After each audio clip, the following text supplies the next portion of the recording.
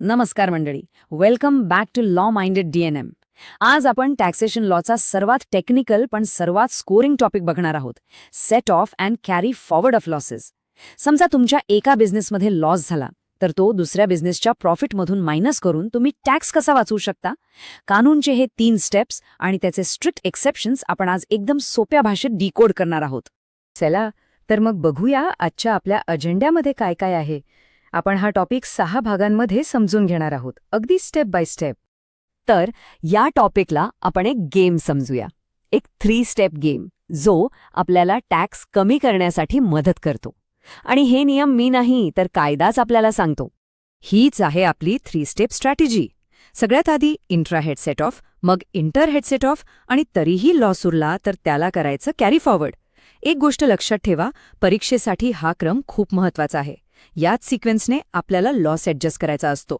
चला तर मग ह्या गेमच्या पहिल्या आणि सगळ्यात सोप्या स्टेपपासून सुरुवात करूया, जी आहे इंट्रा हेड ॲडजस्टमेंट.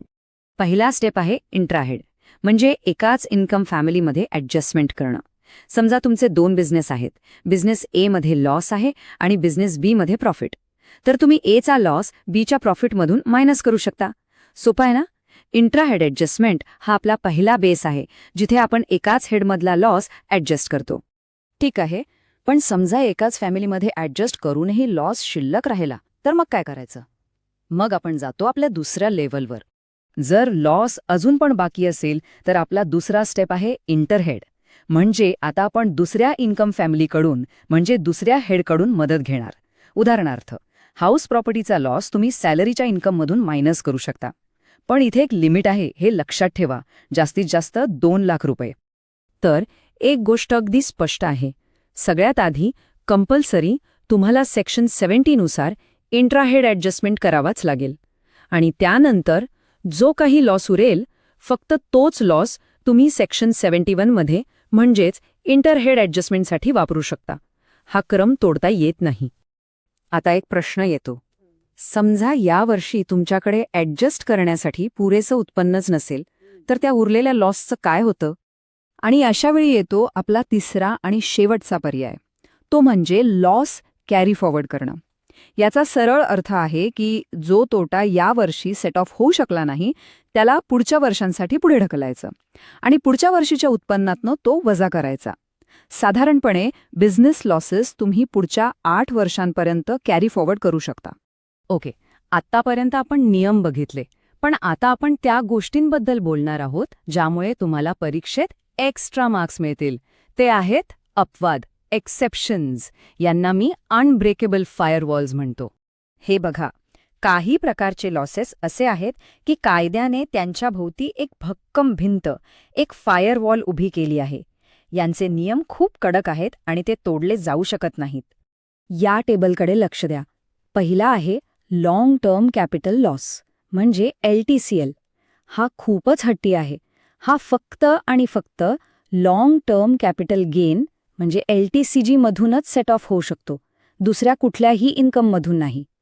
पण शॉर्ट टर्म कॅपिटल लॉस म्हणजे STCL थोडा फ्लेक्सिबल आहे. तो STCG आणि LTCG या दोन्हीमधून सेट ऑफ होतो. आता तिसरा बघा, स्पेक्युलेटिव्ह बिझनेस लॉस. हा तर सगळ्यात जास्त स्ट्रिक्ट आहे. हा फक्त दुसऱ्या स्पेक्युलेटिव्ह बिझनेस इन्कममधूनच सेट ऑफ होतो आणि तो फक्त 4 वर्षांसाठीच कॅरी फॉरवर्ड करता येतो. आणि हा एक महत्वाचा मुद्दा, लॉटरी, जुगार किंवा सट्टेबाजी यातून झालेला कुठलाही लॉस हा डेड लॉस आहे, म्हणजे तो पूर्णपणे वाया गेला. त्याला ना तुम्ही सेट ऑफ करू शकता ना कॅरी फॉरवर्ड. संपला विषय. तर आता तुम्हाला कळलं की लॉस कॅरी फॉरवर्ड होतो, पण हा फायदा मिळवणं इतकं सोपं आहे का, की यात काही अट आहे. तर उत्तर आहे नाही. हा फायदा तुम्हाला आपोआप मिळत नाही. आणि इथेच येतो सगळ्यात मोठा कॅच, सेक्शन 80. सरकार म्हणतं की तुम्हाला कॅरी फॉरवर्डचा फायदा हवा असेल तर एक अट आहे. तुम्हाला तुमचा रिटर्न ऑफ लॉस म्हणजेच ITR वेळेवर ड्यू डेटच्या आत फाईल करावाच लागेल. बघा, बिझनेस लॉस आणि कॅपिटल लॉस कॅरी फॉरवर्ड करण्यासाठी वेळेवर ITR भरणं कंपल्सरी आहे.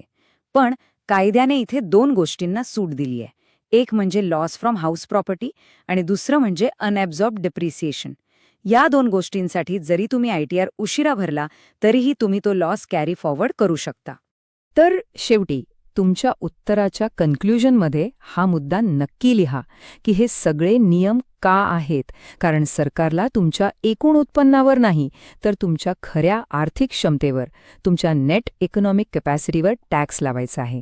यामुळे टॅक्सेशनची सिस्टम जास्त न्याय्य म्हणजेच फेअर अँड इक्विटेबल बनते. आणि हा आहे आपला मास्टर चार्ट. परीक्षेच्या आदल्या दिवशी रिव्हिजनसाठी हा परफेक्ट आहे. यामध्ये प्रत्येक प्रकारचा लॉस, त्याचे सेट ऑफचे नियम, कॅरी फॉरवर्डचा कालावधी आणि सेक्शन 80 ची अट हे सगळं एकाच ठिकाणी दिलेलं आहे. हा चार्ट तुमच्या उत्तरात काढलात तर उत्तम गुण मिळण्याची गॅरंटी आहे. एक्झाममध्ये हे 3 स्टेप्स आणि एक्सेप्शन्सचं टेबल नक्की ड्रॉ करा. एक्झामिनर तुम्हाला टॉप मार्क्स देईल. या टॉपिकची PDF आपल्या टेलिग्राम चॅनलवर दिली आहे, लिंक डिस्क्रिप्शनमध्ये आहे. जर हा कन्सेप्ट क्लिअर झाला असेल तर व्हिडिओला लाईक करा, सबस्क्राईब करा आणि कमेंट्समध्ये सांगा पुढचा टॉपिक कोणता हवाय. Keep learning, stay legal. जय हिंद, जय महाराष्ट्र.